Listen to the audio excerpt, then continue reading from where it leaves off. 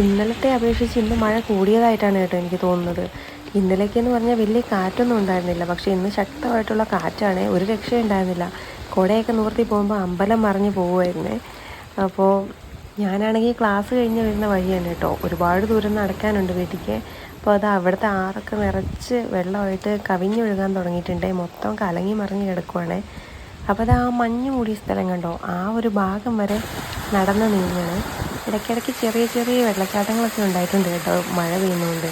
നല്ല രസമുണ്ട് കേട്ടോ കാണാൻ വേണ്ടിയിട്ട്, നല്ല കണ്ണീർത്തുള്ളി പോലത്തെ വെള്ളം.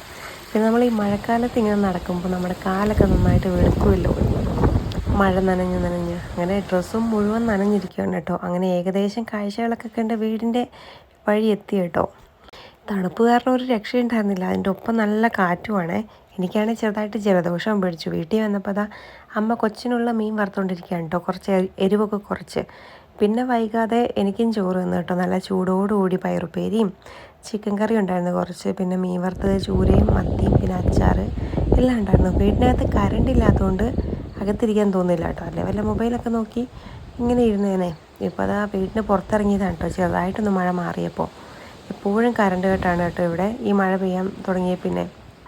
അതിനിടയ്ക്കാണ് കേട്ടോ ഈ ഒരു ബോൾസും എൻ്റെ കണ്ണിൽപ്പെട്ടത്. ഇത് കാണാൻ നല്ല രസം കേട്ടോ, അതിൻ്റെ കളറ്. ഇത് പുതിയതായിട്ട് അമ്മ എവിടെന്നോ കൊണ്ട് നട്ടാണ് കേട്ടോ. ഇതിൻ്റെ പൂവ് ഞാൻ ഇന്നാണ് ശ്രദ്ധിക്കുന്നത്, കാണാൻ നല്ല രസമല്ലേ. അപ്പോൾ ഈ ഒരു പൂവും കാണാൻ നല്ല രസമുണ്ടല്ലേ.